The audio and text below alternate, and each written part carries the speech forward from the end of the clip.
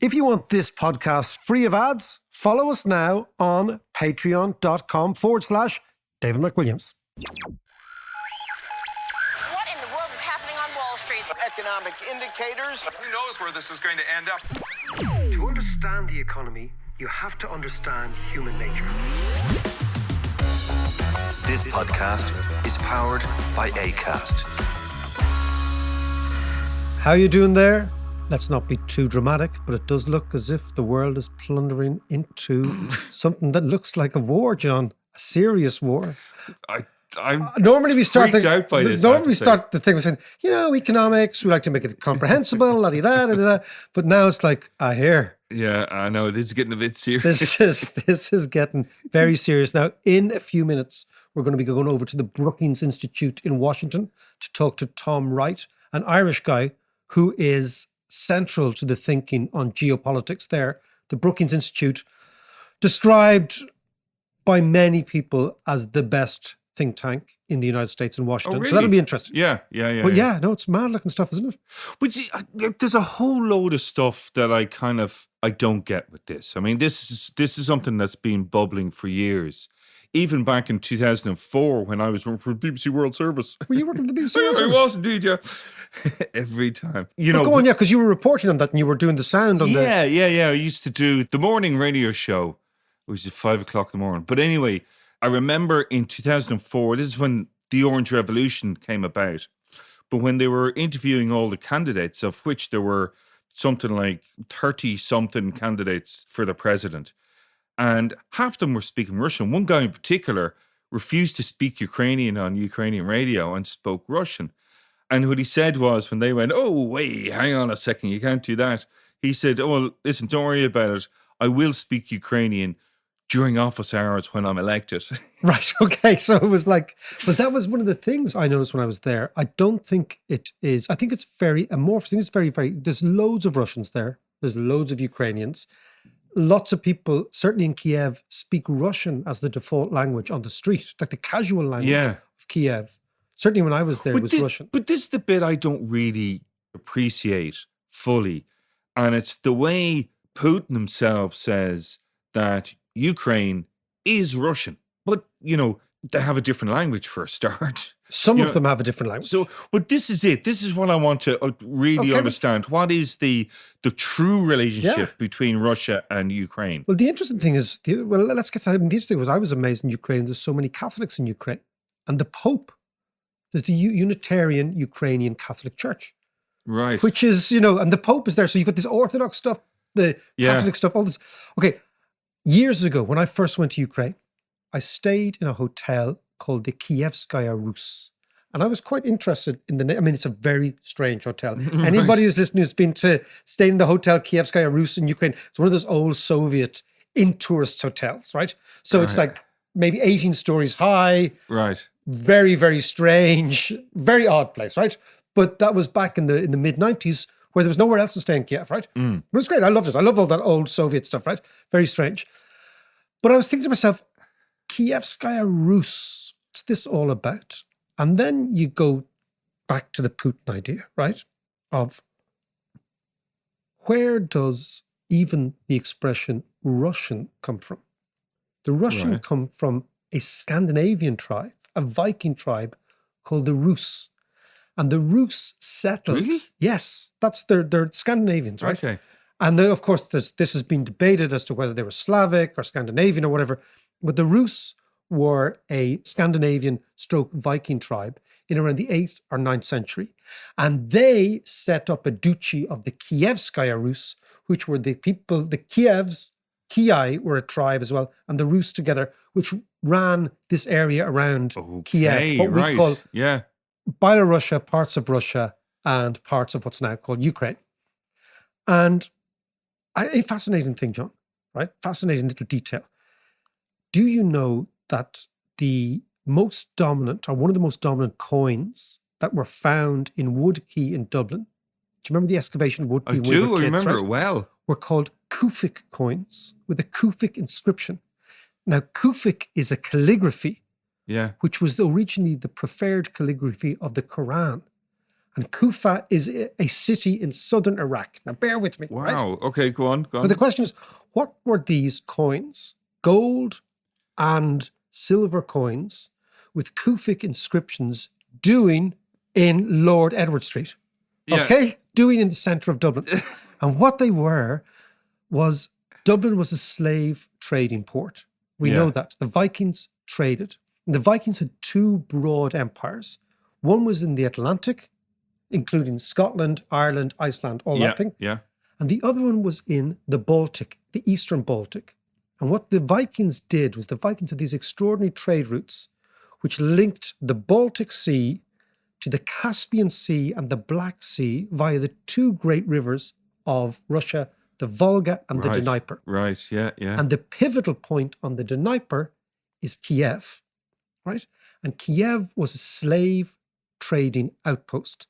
Now, what was being traded were many things: wax, furs, wood, and slaves. Right. So the reason that there were inscriptions of Quranic coins found in Dublin was that Irish slaves were traded in places like Kiev and exchanged for money by the Vikings. And the Vikings brought that money back to Dublin and continued to trade.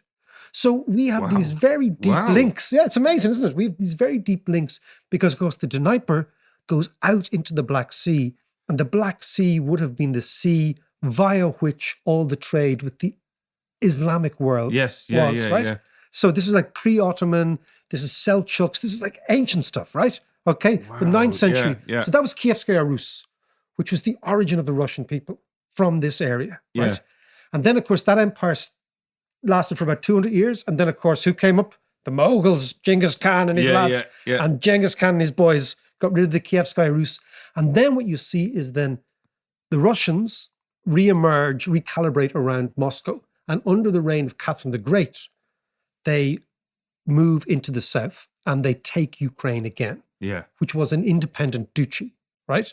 Which is where Putin is wrong historically. There's always been a Ukrainian duchy down that neck of the woods. Okay. Now, of course, Catherine the Great wasn't even a Russian. She was a German. Yes. Everyone forgets that. Yeah. Because Germany was like a great stud farm for posh people in the old days. No, it was. Like, so if you get this sort of odd enough prince and he's got to find a wife, they used to go to Germany to find wives. It's like it was like studs and mares, right? For But posh they were great people. for the old castle as well. They loved the castle. Germany, They loved the castle because Germany was full of principalities. Yeah. Tiny little. So Germany, after the breakup, the Holy Roman Empire, Charlemagne, right? Germany became all these principalities of little duchies, right? So it was it was like kind of Wesley for posh people, right? Wesley, by the way, is Wesley Rugby Club that we used to always go to the discos. The teenage disco. So imagine Wesley for aristocrats. That's what Germany is, okay? And all these Russian princes start going to Germany looking for mayors, stallions and mayors, right? And Catherine the Great was a German. Yeah. And she got into Russia, got into power, and said, all right, famously monogamous to her husband, except for her love of Potemkin, her general, right? Yeah.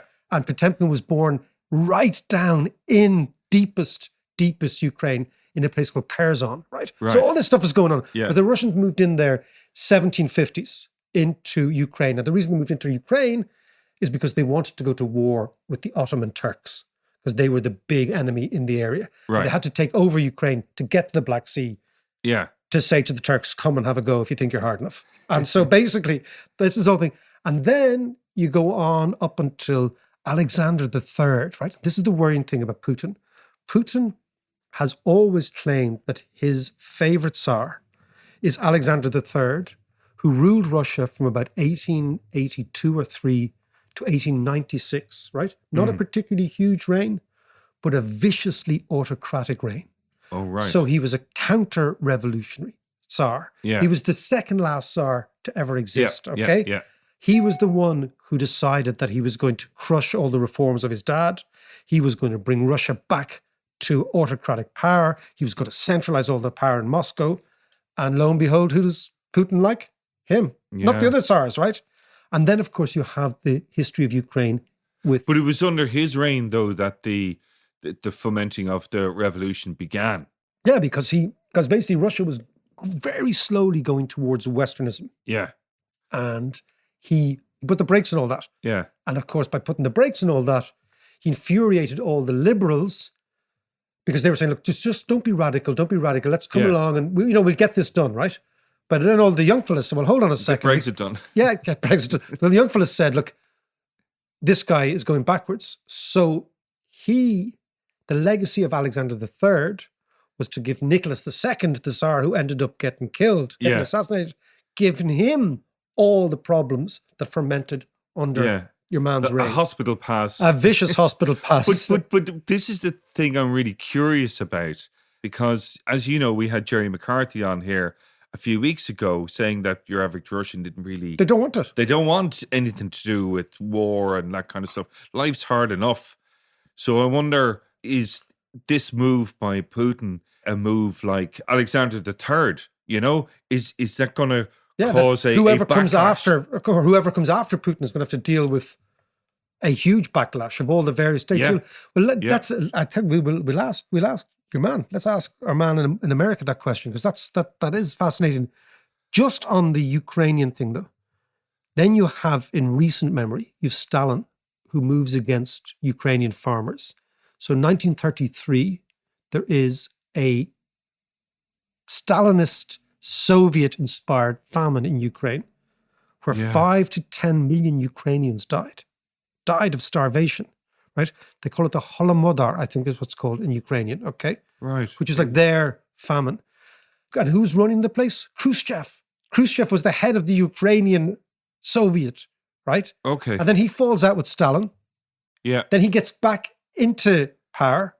Then he gives Crimea to Ukraine, because Crimea was always Russian. Yeah. So there's all this mixed So up. was Khrushchev Ukrainian? Yeah, then? he was a Ukrainian farmer. Right. Right? Khrushchev Okay. was Ukrainian, right? And then, of course, you get up to now. One thing that I think really pisses off Putin is the following. It was actually Ukraine that voted in 1991 by 90% of people to separate from the Soviet Union. And it was Ukraine that really put the knife into Gorbachev. Oh, And right. I think that is what pisses off Putin. Yeah. Because Putin's on record as saying the collapse of the Soviet Union was the most catastrophic event of the 20th century. And when he looks back at Christmas Day 1991, when Gorbachev was forced to sign the end of the Soviet Union, it was the Ukrainians who were precipitating that by their referendum, which said, we want to leave. There was a thing called the CIS, the Commonwealth of Independent States. Yeah. And the Ukrainians said, so maybe part of Putin's thinking is almost like payback. God, he's such a nasty, vicious little... You could look at him in that one way. But I mean, no, but what he is he's like a lot of these autocrats. He's a legacy president. Mm. You know, his idea is, what is my legacy going to be? You know, he looks at Peter the Great. He looks at Catherine the Great. He looks at all these czars. He looks at all these people and he says, that's me. I'm one of them. Yeah. You know, Massive ego. massive ego, small lad, massive ego, into judo, Yeah. takes his kid off, all that sort of carry on. But we have got to this stage now where Russia has invaded Ukraine. The invasion has happened. Yeah. So everyone was thinking, will it happen? Will it not happen? It has happened. And now the question is, where do we go from here? Yeah. Well, I suppose the only way to answer this then is to ask our guy in the Brookings Institute. We will. We will ask Tom Wright, Irish guy, very much central to thinking about foreign affairs in the Brookings Institute. The Brookings Institute, John, is one of those American think tanks. There's actually a street called Think Tank Row in Washington. Is there really? Which is, and the Brookings Institute is like the real old premier. Yeah. It's like the sort of the Harvard of think tanks. It's been around for a long, long time, since about 1916. Yeah. It's very, very much centrist. It's bipartisan. It's centrist. It's seen to be very, very close to US administration thinking. And there's obviously a huge amount of people go from the administration to these think tanks and via. So what we're going to listen to now is somebody who's speaking who's very, very close to the American administration in terms of their thinking. And Tom Wright just happens to be Irish, which is always good. Yeah. And is just back from the Munich Security Conference last weekend, where all the bigwigs go to talk about security, NATO, geopolitics, all this sort of stuff. So let's go to Washington and talk to Tom Wright. Now we are going to the Brookings Institute in Washington, and an Irishman who is central to the thinking of the Brookings Institute is Tom Wright. He's on the line. Tom, how are you? Good, David. It's great to be with you. Thank you. No, not at all. Listen, thanks for taking the call. Now, Tom, the Brookings Institute has been described as many, many things, but mainly almost the brains of, or close to the brains of, the American administration. So the liberal American administration. Tell me what you think is going on now at the administration, now that Putin has raised the ante and escalated the crisis. Yeah, well, David, it's a crucial week. It's probably the most important week, I think, in European security since the end of the Cold War. What we're seeing Putin do with the initial, the vote yesterday to recognize Luhansk and Donetsk as independent sort of entities is a major escalation. It's almost certainly just the beginning, right? It's just the beginning of a broader move. The administration has been sort of warning of this since early November. And it's quite interesting if you just zoom back a moment, when they took office, Russia wasn't sort of top of the priority list. You could imagine they'd come in and they'd say, Russia interfered in 2016. They've done all these things. We're really going to go after Russia. They didn't do that. They were focused on, China, on international economics and a bunch of other foreign policy for the middle class. They dealt with Russia. They renewed New START. They had a meeting with Putin in the summer, but for the most part, wasn't sort of central to their foreign policy. They then sort of saw a series of things happen in the autumn over sort of October, November that gave them sort of cause for alarm. And they went to the allies and tried to convince them that an invasion was quite likely in the spring. And they managed to convince the NATO allies and the EU of that for sort of a common response. But all along, I think they hoped to be able to avert sort of the invasion by sort of threatening a series of actions if they did invade, and then saying, on the other hand, if you don't invade, we'll have a robust diplomatic track where we will talk about security, architecture, arms control, all of these other things, any legitimate concerns that Russia had. So their hope was that ultimately Putin may just get cold feet and would embrace sort of the diplomacy because the invasion would result in a deterioration of his own security environment as he perceived it.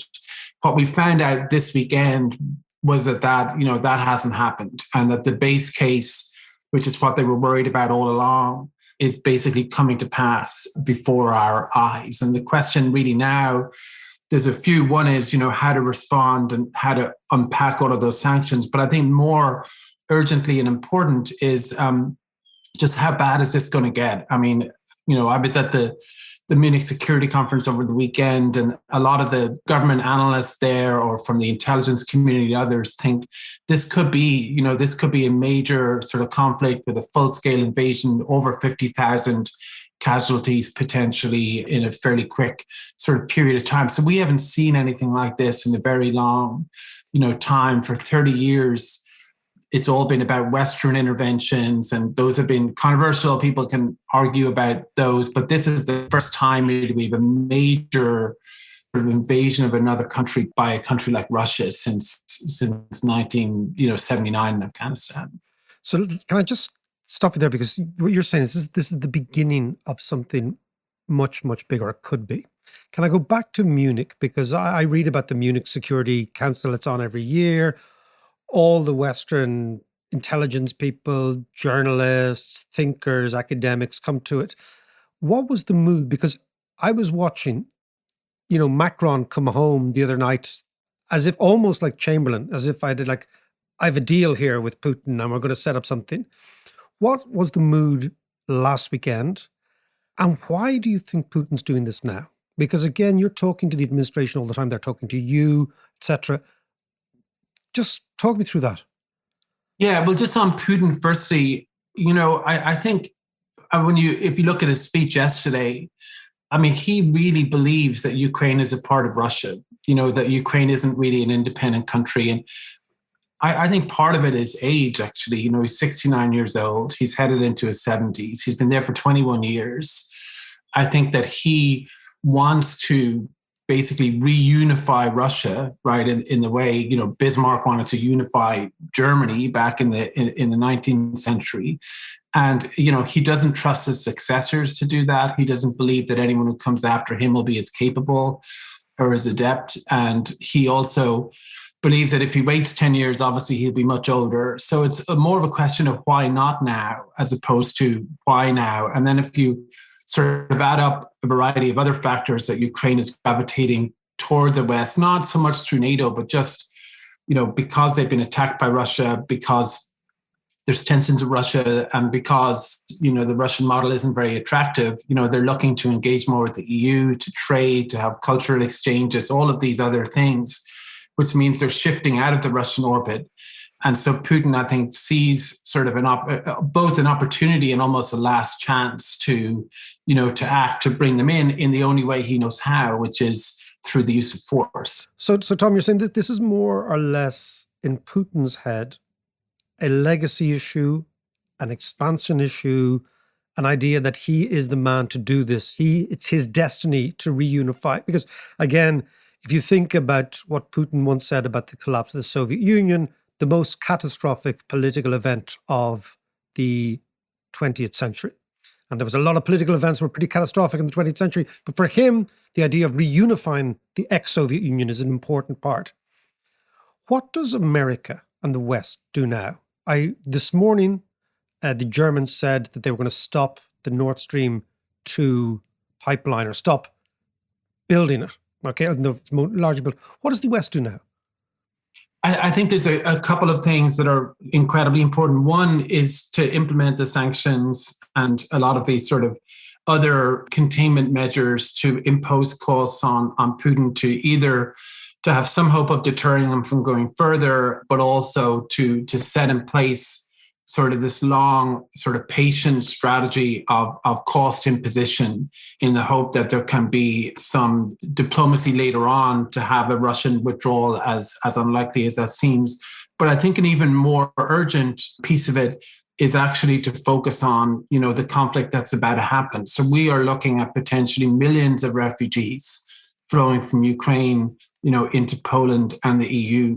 There is a significant chance of escalation, you know, in this conflict. I mean, just think about a couple of things. One, what if Westerners are killed in Russian airstrikes, which will not be, you know, incredibly, you know, targeted and perfect. I mean, there are always mistakes and atrocities in any air campaign. This one will likely be at least as bad, if not considerably worse than others. So that's one scenario. Another is that, you know, if you have the Ukrainian army in retreat from the Russians and you have Russia sort of chasing it up to the Polish border, as the Ukrainians might be dipping in and out behind that border, that's another way it could potentially pull in a NATO country. So there's lots of room, I think, for escalation and contagion. And then, you know, your area of expertise, obviously, as well, on the markets, a lot of these sanctions, you know, affect everyone, not just Russia. And there's lots of potentially unintended consequences. And we haven't seen sort of a market reaction yet. I think that's been somewhat delayed. So there's an economic component to it. So I think just in the next few weeks, the main sort of focus of the administration and of Europe will be on trying to, you know, contain in a humanitarian, diplomatic, and military way what's actually unfolding, and to deal with those consequences, as well as they're sort of rolling out, you know, what has been promised toward Putin, and, you know, not just on the major sanctions, but on, you know, Boris Johnson spoke over the weekend about cleaning up the city of London. There's a lot of sanctions targeted against oligarchs and others. So, yeah, I think it's going to be, I think, a very tumultuous few weeks ahead. And can you tell me about scenario planning at the American administration? So I'm always intrigued by this, you know, that you have a base case, and then you have an extreme case, and then you have a beneficial case, or a least malignant case. We are now looking at the most malign case, which is that Putin took Crimea, he takes Western Ukraine, he builds, and there's kind of a slightly Milosevic-esque sort of idea that he's based on kind of cultural and ethnic and historic, and a clear misreading, many people would say, of history, or history as it suits his own narrative. Yeah. The West then, I mean, is it Putin's idea to just create a failed state in Ukraine as the buffer state, and he might be happy with that. So that Ukraine it's neither fish nor fowl. It's like a failed state on the border of Russia. Or do you think people are now thinking, hold on a second, he wants something more?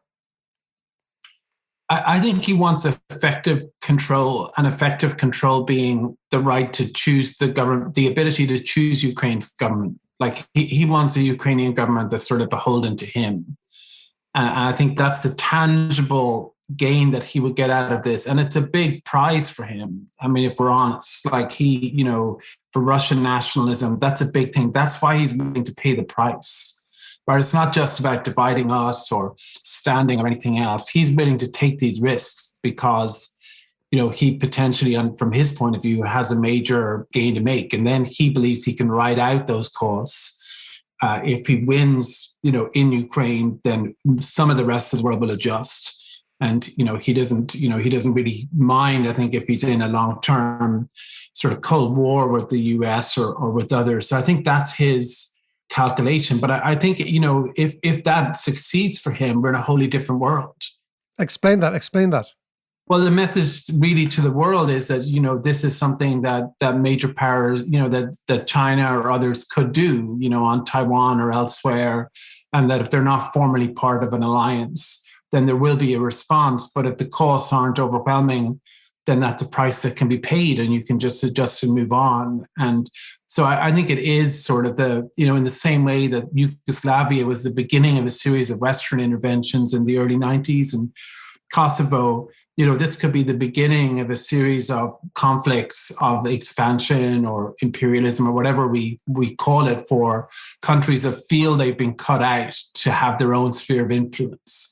And that's something he talks about all the time, is why can't Russia have sort of a sphere of influence? He doesn't believe Ukraine is sovereign. He really believes there's only a handful of countries in the world that are truly sovereign, and the rest are sort of made up, because they're not taking care of their own security, and they're reliant on the US. Anyone who relies on the US from his point of view is not really a sovereign country.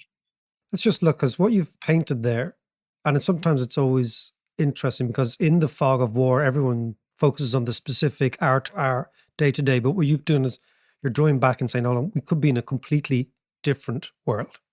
Because we started this conversation, you said this is the biggest week in European and Western security affairs for decades. And Lenin once said that there are many decades when nothing happens, and there are many days when decades happen. So are we in that we could be actually in a totally new world?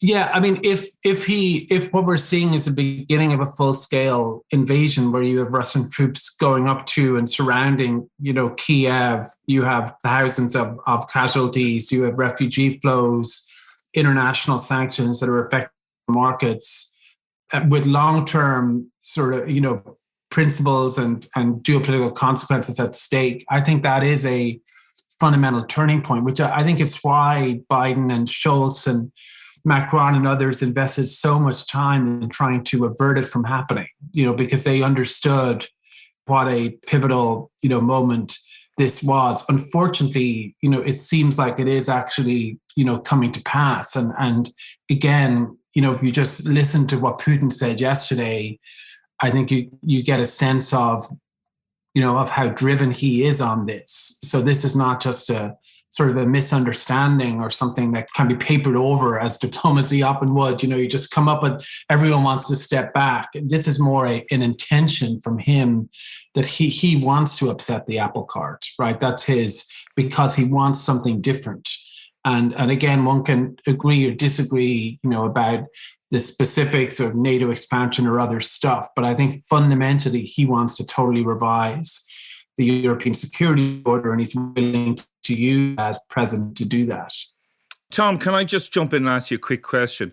Just apart from the geopolitics, a lot of the stuff that I've been reading, and we had a Jerry McCarthy on the podcast here recently, talking about the general feeling of your average Russian. And the average Russian either had no interest or knew very little about it, but essentially they're not particularly behind Putin. Is this something that could with all the sanctions and stuff, when they start to bite, is this something that could blow up in Putin's face at home domestically? Absolutely. I think it absolutely could. And it's a huge vulnerability. And I think it's one of the reasons why many people hope that ultimately he wouldn't do it, because if the US and Europe outlined all of these sanctions, he might think, look, I'm not on a solid enough footing. So, John, I totally agree. But for whatever reason, he has decided, that he can ride that out. Now, his election, quote unquote, is until 2024. So, he has a little bit of time. That's always a tricky period for him. But I think that's something to watch very, very closely. People don't, from everything we know, the Russian people don't feel about Ukraine in the same way that he does, right? That they may believe that, there should be closer ties, but they don't sort of see it as this overarching, objective that it has to be brought back into the Russian orbit in the way that was clear from what he said yesterday and for many months now. So, yeah, I think that is something he's going to have to really worry about. Because, John's right. Like, history is full of occasions where leaders go into wars on the assumption that things are going to go okay and on the assumption that he's going to get popular support, and something that falls away very, very quickly, particularly something that feels as illegitimate in terms of national security and the average Russian person's sense of the world as this. Yeah, completely. Although, David, I would say that, it was interesting in Munich. One thing I noticed was there was a little bit of a divide between those who thought this isn't going to change all that much, right? Like, they'll invade, there'll be sanctions, there'll be a stalemate, and then we'll sort of move on. And those who thought, it could be pretty transformative. And as before any conflict, our temptation analytically is to think incrementally, that things won't change. There'll be a little bit, but not that entire orders or systems will fall. And there's no real way to predict that, right? But I just think that something on this scale could easily have outside effects, not just for Russia, but also for the rest of Europe. And that's, I think, what makes many people sort of nervous is what, in terms of the future of European security and even political order and economic order, if Russia cuts off the gas, what impact does that have, on the rest of Europe in terms of a prolonged recession? Are we looking at a 1973 scenario or something else? And then what are the political repercussions of that? So there's just a lot of different things in play, I think, this week that mean, that the decisions taken over the next couple of weeks, I think, will be with us for quite some time. And just on that, are we talking, since 1945, there's been a pretty tacit understanding that the European Union, well, since 1957, let's say, yes, we had armies, but ultimately it was the American/NATO sphere of influence. America would look after us. America would pay the bill, all that sort of stuff that a lot of people on the right in America have come down quite heavily about. Is there a sense now that the European Union, if it is to realistically defend itself, will need to consider things like European armies? There's just huge consequences even for Ireland's own neutrality and how we all deal with that. But do you think that we could be going in that direction, that the sort of phony security of the Cold War and the first 30 years of the post-Cold War is now over? Yeah, that's Macron believes that. Like, he believes that the US in the long term, even though Biden is an Atlanticist and is totally there in this crisis, that, if Trump had been in power, maybe the US wouldn't be there. And so Macron's been saying the EU needs to step up and do more. But I would say for Eastern and Central Europe, this crisis sort of underscores the indispensability of NATO and of the US, right? And so from their point of view, this shows the US has to be engaged. The big question is whether or not politically the US, has the intention to sort of stay. Now Biden does, but, will the next president, have that intention? And I think it could go either way. We don't really know, but I just don't really see, if you have a much more aggressive Putin, I don't really see a way to, have sort of stability without sort of a continuation of, the NATO role, right? So I think if I was, looking at it from the EU point of view, I would focus less on an army that could replace NATO. I don't think that's remotely possible or even, desirable, and more, what can the EU do on the political, diplomatic, and economic side to act with one voice. And what we're seeing this week is actually very encouraging in that, so there is unity on the sanctions piece. There is unity on the diplomatic piece. So I think that's, on the technological piece, on cybersecurity, refugees, all of these other elements, I think, are probably more relevant than sort of a theological question about the armies and who defends who. Armies. So I think I just would, because I know it's a sensitive issue, especially in Ireland, but I think just it's worth sort of focusing on those practical problems that the EU has real competence in, where a lot still needs to be done, like on the humanitarian, diplomatic, economic, and political side on a crisis like this. And NATO, I think, will take care of that other piece, because that's just something That's what they do. That's what they do. Yeah. John, did you want to come back in before we go? Yeah, just one quick question about Macron and his kind of dealings with Putin over the last few weeks. I mean, he famously went over to the Kremlin and sat down for whatever it was. The big table. The big table, yeah. But it was only days after that the French troops up and left Mali, leaving Mali to the 1,000-strong Russian militia. And Russia's influence in Africa in general seems to be growing. Is this part of a bigger plan for Putin? Or are they related at all? I mean, he's wanted to be globally active for some time, and he likes to be part of every problem because he thinks that gives him some purchase. He's part of the problem. He's at the table and he has to be dealt with, and he doesn't want to be ignored or marginalized. And so he is a bit like Monopoly. He wants to have property on every square, right? So that's what he will deal himself in, and if he's not dealt in, he'll figure out a way to do it, like in Syria.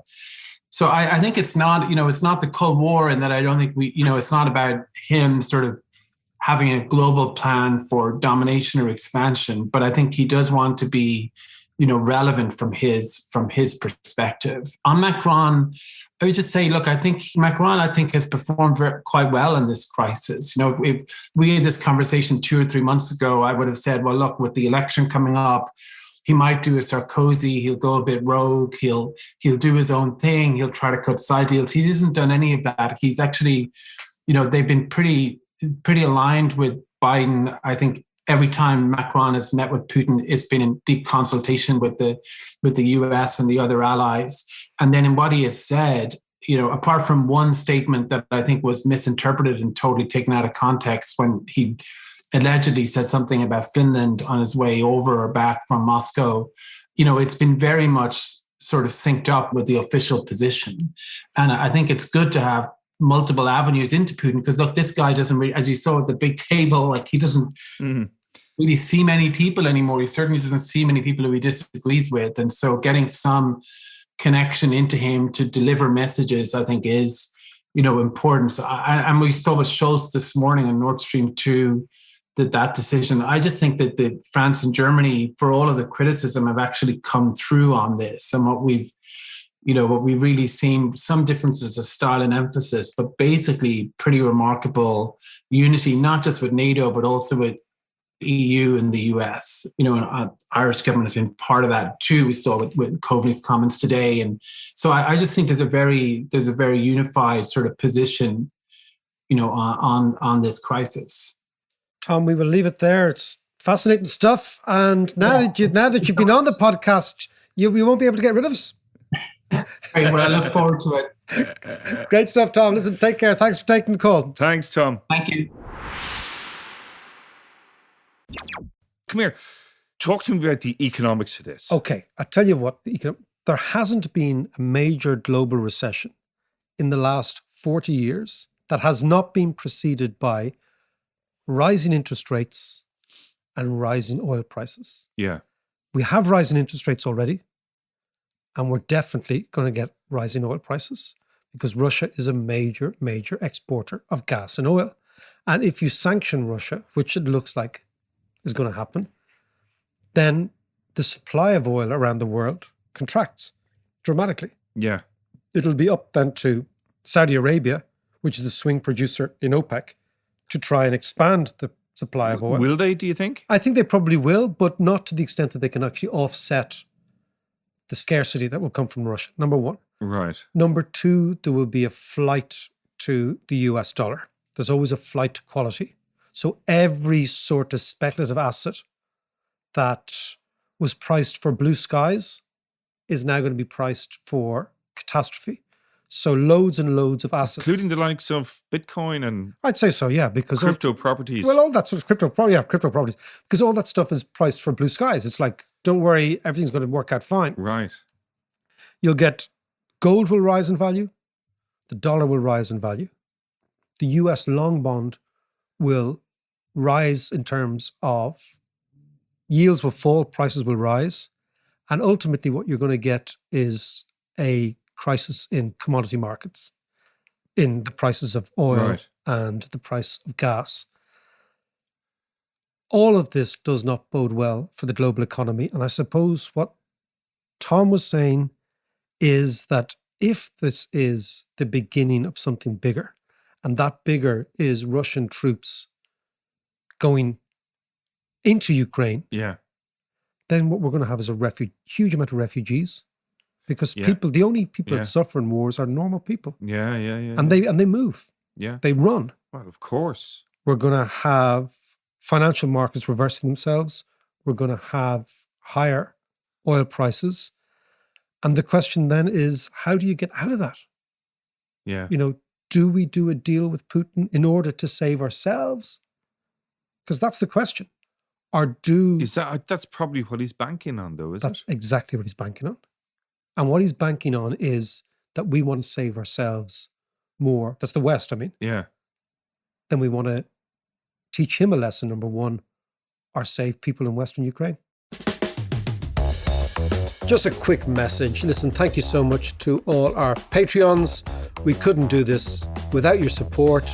And if you fancy supporting us and getting all sorts of fantastic gear, economic courses, tutorials, reading lists, all that jazz, follow us on Patreon. That's patreon.com/David McWilliams.